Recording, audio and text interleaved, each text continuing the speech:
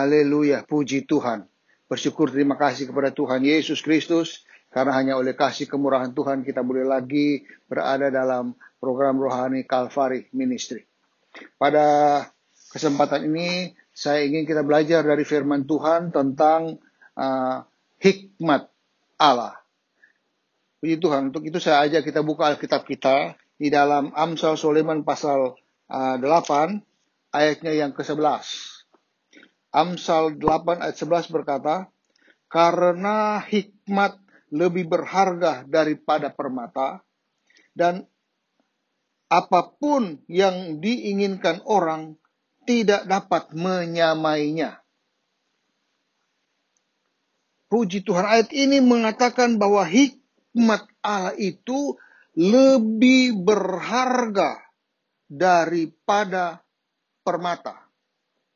Apapun yang diinginkan orang, apapun, tidak dapat menyamai hikmat Allah itu. Luar biasa hikmat Allah itu. Bahkan kalau kita lihat di dalam Amsal 3 ayat 13 sampai 15 berkata, berbahagialah orang yang mendapat hikmat. Ada suatu kebahagiaan kalau kita memiliki hikmat. Orang yang memperoleh kepandaian karena keuntungannya melebihi keuntungan perak. Dan hasilnya melebihi emas. Ia lebih berharga daripada permata. Apapun yang kau inginkan tidak dapat menyamainya.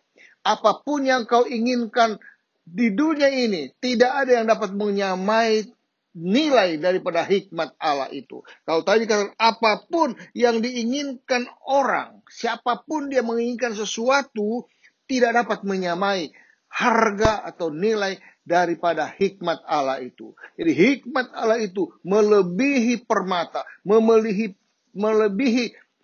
perak, dan melebihi emas. Dari ayat ini kita bisa melihat bahwa hikmat Allah itu merupakan sesuatu yang sangat penting bagi kehidupan orang yang percaya kepada Yesus. Nah, hikmat artinya sesuatu pemahaman yang mendalam tentang orang, tentang kejadian, tentang situasi yang menghasilkan kemampuan untuk mengambil suatu keputusan. Dan hikmat Allah itu artinya kemampuan untuk mengambil keputusan. Dalam hal ini, kemampuan mengambil keputusan yaitu kemampuan rohani untuk melihat dari sudut pandang Allah.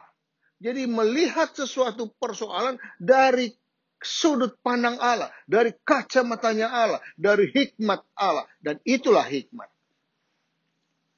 Nah, kalau kita perhatikan, ada seorang Daud yang begitu memiliki hikmat. Di dalam 2 Samuel pasal 14 ayat 17 berkata begini. 2 Samuel pasal 14 ayat 17. Juga hambamu ini berpikir, perkataan tuanku raja tentulah akan menenangkan hati, sebab seperti malaikat Allah. Demikianlah tuanku raja, yang dapat membeda-bedakan apa yang baik dan jahat. Dan Tuhan Allahmu kiranya menyertai tuanku. Ini suatu pengakuan kepada Raja Daud. Bahwa Raja Daud itu memiliki hikmat Allah. Sehingga Raja Daud ini perkataannya itu menenangkan hati. Perkataan yang keluar dari mulut daripada Daud, Raja Daud adalah menenangkan hati. Dan digambarkan sebagai suatu perkataan malaikat Allah. Jadi tingkat kualitas perkataan daripada Raja Daud sama seperti perkataan malaikat Allah. Yaitu sanggup membedakan mana yang baik dan mana yang jahat. Membedakan antara baik dan jahat itulah sangat butuh. Sangat memerlukan penerapan hikmat Allah. Oleh karena itu, sangat penting kita memiliki hikmat Allah. Nah, bagaimana caranya kita memiliki hikmat Allah? Saya pelajari bahwa ada 3 cara memiliki hikmat Allah. Jadi kita akan belajar 3 cara memiliki hikmat Allah. Pertama, yaitu saya ambil dari Mazmur pasal 119, Mazmur 119 ayatnya 97 dan 98. Berkata begini, betapa ku cintai Tauratmu, aku merenungkannya sepanjang hari. Perintahmu membuat aku lebih bijaksana daripada musuh-musuhku, sebab selama-lamanya itu ada padaku. Dari ayat ini saya angkat poin pertama, cara memiliki hikmat Allah, yaitu kita harus mencintai firman Allah. Poin pertama, kita harus mencintai firman Allah. Di sini katakan, betapa ku cintai Tauratmu, Tuhan. Taurat Tuhan itu berbicara tentang firman Allah. Aku merenungkannya sepanjang hari. Firman Allah yang dicintai oleh pemazmur ini, dia renungkan sepanjang hari. Artinya bahwa dia melakukan firman Tuhan itu, orientasinya setiap saat adalah firman Allah. Dan perintahmu, yaitu firman Allah itu, membuat aku lebih bijaksana daripada musuh-musuhku. Jadi kalau kita ingin memiliki satu kebijaksanaan yang melebihi daripada orang lain, dari musuh-musuh kita, maka milikilah hikmat Allah. Bagaimana memiliki hikmat Allah? Yaitu mengasihi firman Allah. Mengasihi firman Allah itu adalah melakukan firman Allah. Merenungkan firman Allah. Alkitab katakan bahwa kalau kamu mengasihi aku, kamu akan menuruti segala perintahku. Jadi mengasihi firman Allah adalah menuruti firman Allah. Menuruti firman Allah itu adalah merenungkan firman Allah sepanjang hari. Jadi itu firman Allah. Kenapa? Karena kalau kita lihat di dalam ayat 130 kata begini. Bila tersingkap firman-firmanmu, memberi terang, memberi pengertian kepada orang-orang bodoh. Mungkin kita terkelompok orang-orang yang kurang pengetahuan, mungkin terlanjur sulit untuk belajar dan sebagainya. Tetapi ayat ini katakan, bila firman Allah itu tersingkap, maka dia memberikan terang kepada kita. Artinya memberikan, di sini memberikan pengertian. Bisa lihat, ini luar biasa. Kalau kita melihat firman Tuhan, kita mengasihi firman Tuhan, kita melakukan, kita merenungkan firman Tuhan, maka firman Tuhan itu akan memberi terang kepada kita dan memberi pengertian kepada kita. Memberi terang kepada kita itu kalau lihat di dalam ayat 105 dikatakan, firman-Mu itu, yaitu firman Allah, firman-Mu itu pelita bagi kakiku dan terang bagi jalanku. Pelita bagiku, artinya pelita itu jangkauannya pendek. Jadi hanya langkah lebih langkah. Jadi kalau kita mengasihi firman Allah, melakukan firman Allah, maka perjalanan hidup kita di sekitar kita itu akan diterangi oleh firman Allah. Segala jerat-jerat iblis, segala cobaan tantangan yang mau dipakai oleh iblis untuk menjatuhkan kita, dapat diterangi oleh firman Allah dan kita mampu menghindarinya. Dan dikatakan firman Allah itu menerangi jalanku. Jalan itu berbicara perjalanan ke depan yang jauh. Jadi masih jauh kita sudah tahu bahwa oh di sana ada lubang. oh di sana adalah jalan buntu, maka kita harus segera ngambil jalan lain.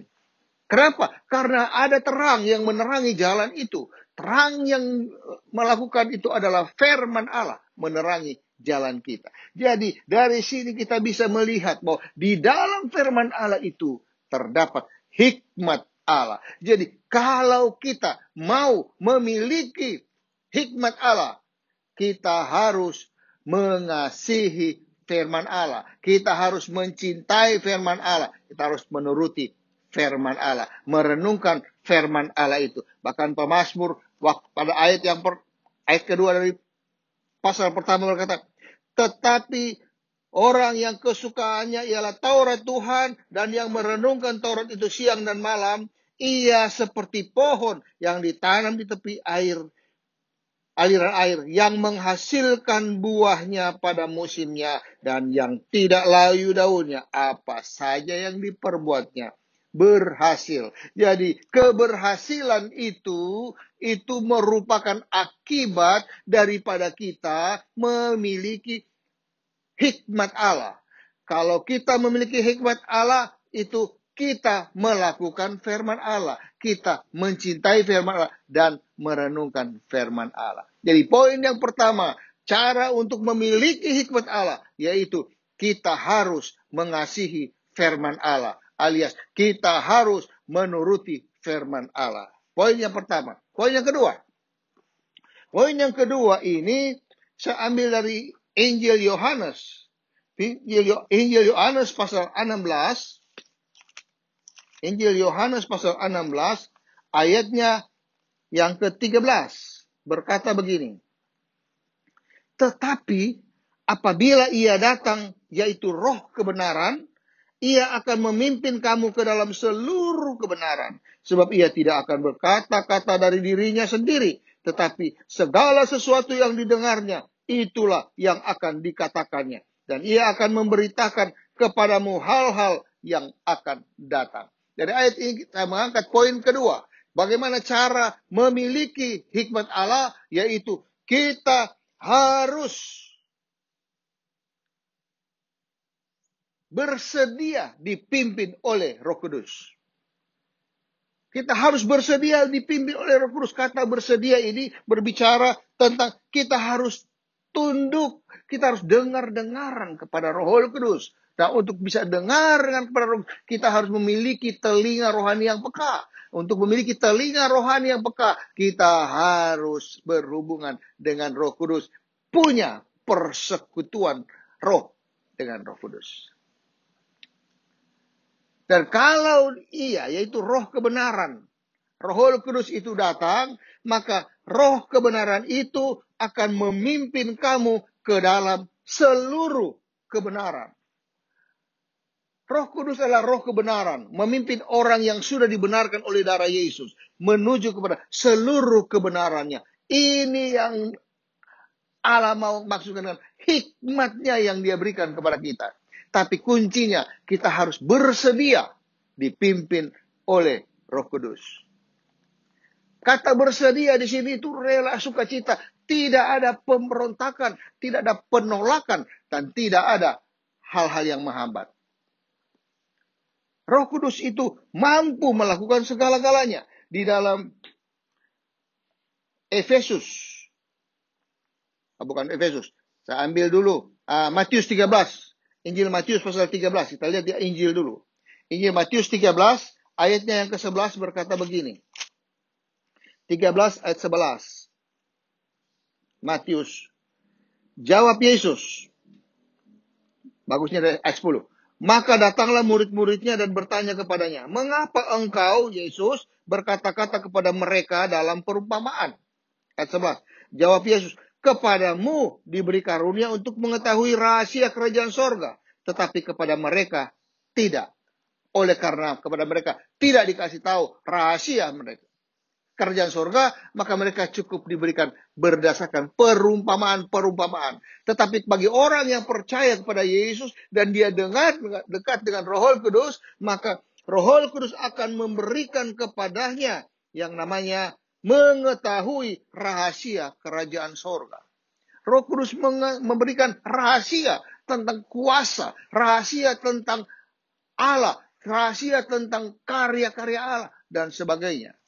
Ini Roh Kudus. Bahkan kalau kita lihat di dalam 1 Korintus pasal 2, di ayatnya 9, berkata begini, tetapi seperti ada tertulis, apa yang tidak pernah dilihat oleh mata, dan tidak pernah didengar oleh telinga, dan yang tidak pernah timbul di dalam hati manusia, semua yang disediakan Allah untuk mereka yang mengasihi Dia. Ayat 10. Karena kepada kita Allah telah menyatakannya oleh Roh. Sebab Roh menyelidiki segala sesuatu, bahkan hal-hal yang tersembunyi dalam diri Allah. Hal-hal yang tersembunyi dalam diri Allah, hal-hal yang masih rahasia, semuanya itu diungkapkan, dinyatakan oleh Roh Kudus yang memberikan kepada orang-orang yang bersedia dipimpin oleh Roh Kudus. Maka kepada orang-orang yang bersedia, punya hati yang mau dipimpin oleh Roh Kudus, dikatakan Roh Kudus itu akan berikan kepadanya apa? Hal-hal yang tidak pernah dilihat oleh mata, hal-hal yang tidak pernah didengar oleh telinga, dan hal-hal yang belum pernah muncul di dalam hati. Itu yang disediakan, itu yang diungkapkan oleh Roh Kudus. Tapi kita harus memiliki hati yang bersedia, rela dipimpin oleh Roh Kudus. Jadi bagaimana cara kita memiliki hikmat Allah? Pertama, kita harus mengasihi firman Allah, alias melakukan firman Allah dan merenungkan firman Allah. Kedua, kita harus bersedia dipimpin oleh Roh Kudus. Memiliki hati yang tunduk, taat, dengar-dengaran kepada Roh Kudus. Haleluya, puji Tuhan. Jadi dari sini kita bisa melihat bahwa sudah 2 poin. Satu adalah kita harus mengasihi firman Allah. Kedua, kita harus bersedia dipimpin oleh Roh Kudus. Dan yang ketiga saya ambil dari Yakobus. Yakobus pasal 1 ayat 5. Yakobus 1 ayat 5 berkata, tetapi apabila di antara kamu ada yang kekurangan hikmat, hendaklah ia memintakannya kepada Allah, yang memberikan kepada semua orang dengan murah hati dan dengan tidak membangkit-bangkit, maka hal itu akan diberikan kepadanya. Dari ayat ini saya angkat poin yang ketiga adalah bagaimana cara kita tuh memiliki hikmat Allah. Poin yang ketiga adalah kita harus meminta dalam doa kepada Allah. Kata meminta di sini itu menunjukkan bahwa kita harus datang kepada Allah dengan hati yang merendahkan diri, dengan hati yang takut akan Tuhan. Ini kita datang kepada Dia dengan satu keyakinan bahwa Allah yang memiliki hikmat itu, Dia akan berikan kepada kita. Kenapa? Karena Allah kita dikatakan di sini, hendaknya meminta kepada Allah yang memberikan kepada semua orang dengan murah hati. Allah kita Allah yang penuh dengan kemurahan hati. Dia berkemurahan hati. Siapa yang mau meminta hikmat Allah, maka Dia berikan hikmat itu dengan murah hati.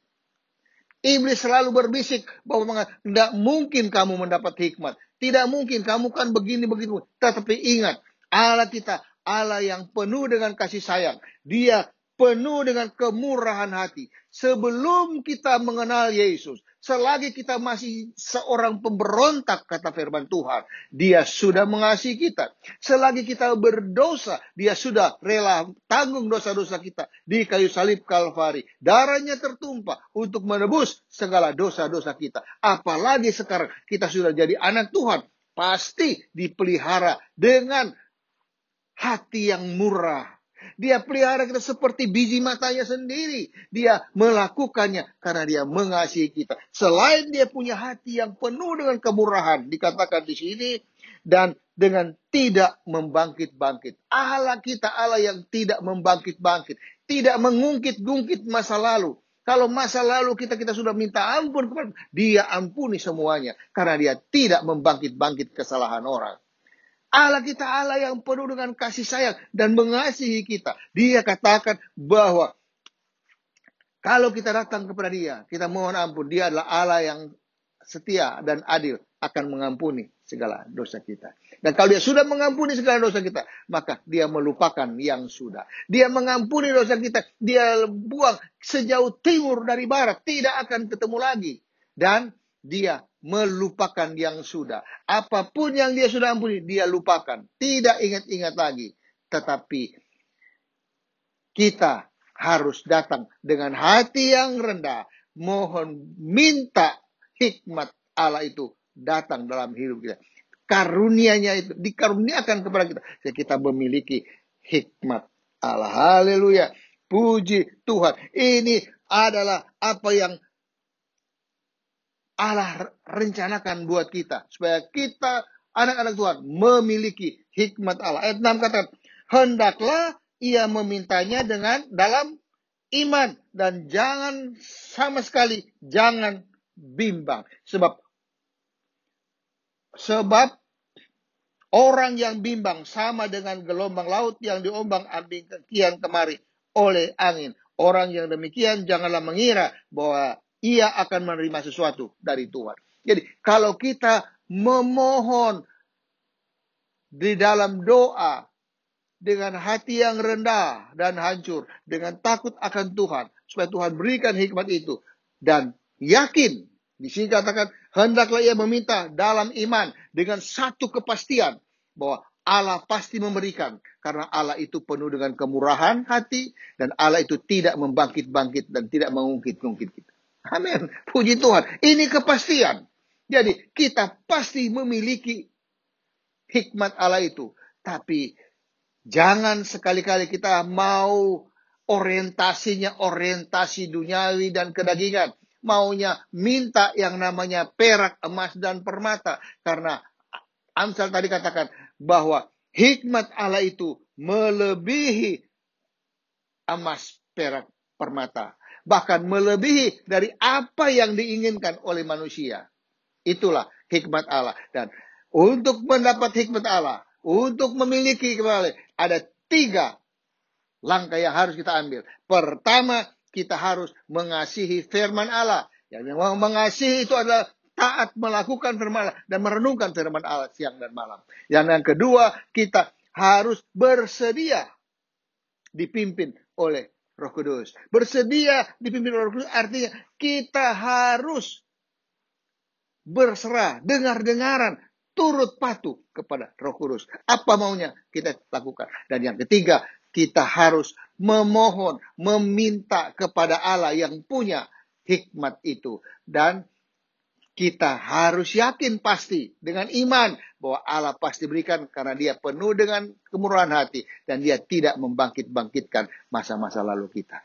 Dan kita datang kepada Dia dengan hati yang bersyukur. Terima kasih Tuhan, Engkau berikan hikmat kepada kami. Nah, orang yang memiliki hikmat akan sama seperti Daud. Dikatakan bahwa perkataannya menenangkan hati, sama seperti perkataan malaikat Allah yang mampu membedakan yang baik dan yang jahat.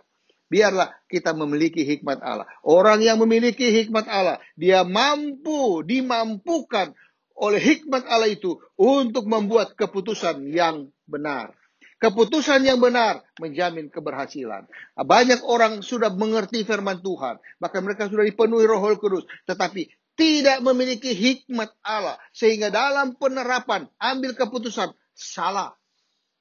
Tetapi puji Tuhan, firman Tuhan pada saat ini memberikan kepada kita pengertian bahwa kita harus memiliki hikmat Allah yang memampukan kita untuk mengambil keputusan dengan benar setiap hari.